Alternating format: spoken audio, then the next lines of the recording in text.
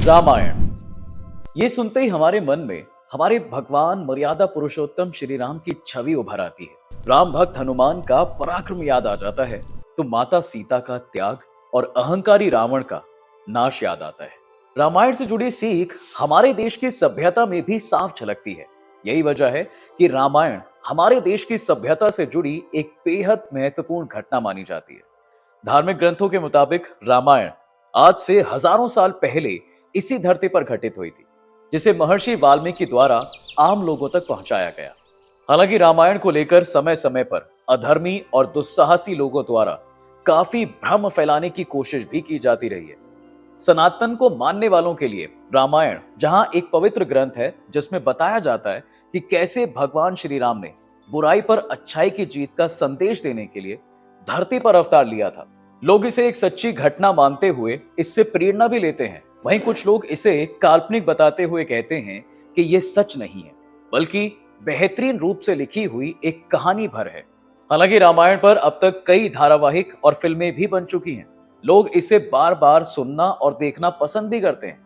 लेकिन क्या यह महज एक कहानी है या सचमुच धरती पर हजारों साल पहले श्री राम ने अवतार लेकर अधर्मी और अहंकारी रावण का नाश किया था? आज इस वीडियो में हम बात करेंगे रामायण से जुड़े उन 10 सबूतों के बारे में जो साबित करते हैं कि रामायण सचमुच इसी धरती पर घटित हुई थी और ये कोई काल्पनिक कहानी नहीं है। राम सेतु। देखिए, अगर हम बात करें रामायण से जुड़े साक्ष्यों की तो राम सेतु इस धरती पर इसका सबसे बड़ा और जीता जागता सबूत है। आज भी चट्टानों और टापुओं की श्रृंखला एक लाइन से इस सेतु के अवशेष के रूप में दिखाई पड़ती है। इस सेतु का एक छोर भारत के तमिलनाडु में स्थित धनुषकोडी में नजर आता है तो इसका दूसरा छोर श्रीलंका की सीमा को छूता है। हिंदू धर्म ग्रंथों के अनुसार जब रावण माता सीता का हरण करके अपने पुष्पक विमान के जरिए उन्हें समुद्र के दूसरे छोर पर स्थित लंका ले गया था, तब भगवान श्री राम की सेना ने इस पुल का निर्माण किया था और इसी पुल से राम जी अपनी वानर सेना के साथ लंका में दाखिल हुए थे। कहा जाता है कि लंका से वापस लौटने के दौरान रावण के भाई विभीषण ने श्री राम से इसे तोड़ने का आग्रह भी किया था, जिनके अनुरोध पर श्री राम ने अपने धनुष के एक सिरे से इस पुल को तोड़ दिया था, जिस वजह से इस जगह को धनुषकोडी के नाम से भी जाना जाता है। आपको बता दूं कि आज के समय में ये जगह एक बेहद लोकप्रिय टूरिस्ट स्पॉट है, जहां लोग देश विदेश से इसकी खूबसूरत नजारे का आनंद लेने आते हैं। हालांकि राम सेतु पर राम भक्तों के विश्वास को कमजोर करने के इरादे से लगातार कोशिश की जा रही है, जिसके तहत कई बार ये दावे भी किए गए थे कि ये सेतु एक नेचुरल फिनोमेना है, अर्थात इसे किसी इंसान ने नहीं बनाया, बल्कि ये सेतु अपने आप यानी प्राकृतिक रूप से नेचुरली हजारों सालों में बना है। लेकिन अब सच्चाई से पर्दा उठ चुका है। इसे लेकर एक ऐसी दिलचस्प बात सामने आई है जिसे जानकर आप भी गर्व से भर उठेंगे। दरअसल कुछ वर्ष पहले ही वैज्ञानिकों और रिसर्चर्स की एक टीम द्वारा राम सेतु पर शोध किया गया था, जिसमें पता चला कि ये प्राकृतिक रूप से नहीं बना है, बल्कि ये इंसानों द्वारा ही बनाया गया है। रिसर्चर्स का कहना है कि इस सेतु में इस्तेमाल हुए पत्थर नेचुरली उस जगह के हो ही नहीं सकते, क्योंकि राम सेतु में इस्तेमाल हुए पत्थरों का वहां स्वाभाविक रूप से पाया जाना संभव ही नहीं है। इसका साफ मतलब है कि इन पत्थरों को कहीं और से उठाकर लाया गया था, जिससे इस सेतु का निर्माण हुआ। अब यहाँ पर गौर करने वाली बात यह है कि रामायण में भी उल्लेख किया गया है कि वानर सेना इन पत्थरों को कहीं से उठाकर लाती थी, जिसके बाद उन पर श्री राम लिखकर पानी में डाल दिया जाता था, जिससे वो पत्थर पानी में तैरने लगते थे। द्रोणागिरी पर्वत। देखिए, आपने टीवी पर रामानंद सागर की रामायण तो देखी ही होगी, जिसमें युद्ध के दौरान लक्ष्मण जी मूर्छित हो जाते हैं और उन्हें स्वस्थ करने के लिए संजीवनी बूटी की आवश्यकता पड़ती है, जिसके बाद महावीर हनुमान जी भगवान श्री राम की आज्ञा से संजीवनी बूटी लेने निकल पड़ते हैं।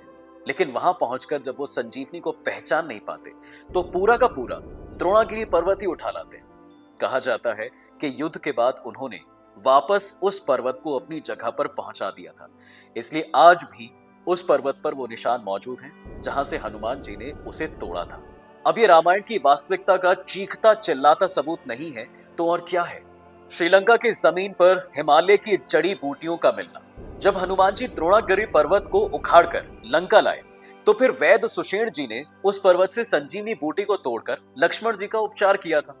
दिलचस्प बात यह है कि जिस स्थान पर लक्ष्मण जी को संजीवनी बूटी दी गई थी, वहां आज भी हिमालय की ऐसी कई दुर्लभ जड़ी बूटियां पाई जाती हैं जो वहां के आसपास किसी और हिस्से में नहीं मिलती। अब इससे आप आसानी से समझ सकते हैं कि आखिर उस हिस्से पर हिमालय की वो दुर्लभ जड़ी बूटियां कहां से आई। श्रीलंका में मिले विशालकाय हाथियों के अवशेष। चलिए आपको रूबरू कराता हूं रामायण से जुड़े एक और साक्ष्य से। देखिए, रामायण के सुंदरकांड में बताया जाता है कि लंका की रखवाली के लिए रावण ने विशालकाय हाथी रखे हुए थे, जिन्हें बाद में हनुमान जी ने धाराशायी कर दिया था। और आपको जानकर हैरानी होगी कि पुरातत्व विभाग को श्रीलंका में ऐसे कई हाथियों के अवशेष मिले जिनका आकार आम हाथियों से काफी ज्यादा बड़ा था। आज भी मौजूद है अशोक वाटिका। जैसे कि आप जानते हैं कि लंकापति रावण ने जब माता सीता का हरण किया था तो उसने माता सीता को अशोक वाटिका में रखा था। लेकिन क्या आप ये जानते हैं, ये जगह आज भी श्रीलंका में मौजूद है और इसे अब सीता एलिया के नाम से जाना जाता है। श्रीलंका सरकार की एक रिसर्च कमेटी ने यह दावा भी किया है कि सीता एलिया ही अशोक वाटिका है। यहाँ के आसपास कई चट्टानों पर हनुमान जी के पैरों के निशान भी मौजूद हैं। और आपको तो पता ही है कि हनुमान जी ने सोने की लंका को आग लगाकर राख कर दिया था। आप ये जानकर वैसे हैरान हो जाएंगे कि आज भी वहां के उन हिस्सों की मिट्टी काली ही है। रामलिंगम। रावण भले ही अहंकारी और दुष्ट था, लेकिन वो एक ब्राह्मण भी था। ऐसे में राम जी को भी रावण का वध करने के बाद पश्चाताप करना पड़ा था, क्योंकि उनके हाथ से एक ब्राह्मण की हत्या हुई थी। अब राम जी ने इसके पश्चाताप स्वरूप भगवान शिव की आराधना की, जिसके बाद शिव जी उनसे प्रसन्न होकर उन्हें 4 शिवलिंग बनाने के लिए कहते हैं। इस कार्य में राम जी की मदद माता सीता और हनुमान जी ने भी की थी। माता सीता ने रेत से एक शिवलिंग बनाया, जबकि हनुमान जी कैलाश से 2 शिवलिंग लेकर आए। वहीं राम जी ने भी अपने हाथ से एक शिवलिंग बनाया, जो आज भी वहां मंदिर में मौजूद है। इसलिए इस जगह को आज भी रामलिंगम के नाम से जाना जाता है। गर्म पानी के कुएं। आप जानते हैं कि रावण काफी अहंकारी था और उसे विलासितापूर्ण जीवन जीना काफी पसंद था। यही वजह है कि उसके पास सोने की नगरी लंका भी थी। कहा जाता है कि रावण ने अपने लिए गर्म पानी के कुएं भी बनवाए थे। और आप जानकर यकीन नहीं करेंगे कि वहां आज भी ऐसे कुएं मौजूद हैं जिनसे गर्म पानी निकलता है। इसके अलावा कहा जाता है कि विभीषण ने कालनिया में एक नदी किनारे अपना महल बनाया था। अब पुरातत्व विभाग को भी कैलानी नदी के किनारे उस महल के अवशेष मिले। अगर रामायण में बताई गई चीजें आज भी वास्तव में पाई जा रही हैं, तो फिर रामायण काल्पनिक कैसे हो सकती है। अब देखिए, हिंदू धर्म ग्रंथों में बताई गई चीजों के कई प्रमाण देखने को मिले हैं, जिन्हें आसानी से नकार पाना संभव ही नहीं है। वैसे आपको क्या लगता है, रामायण एक काल्पनिक कहानी है या हमारा स्वर्णिम इतिहास? कृपया कमेंट करके हमें जरूर बताइएगा। साथ ही अगर आपको ये वीडियो पसंद आई है तो इसे लाइक और शेयर जरूर करें और जाते जाते चैनल को सब्सक्राइब करना बिल्कुल ना भूलें।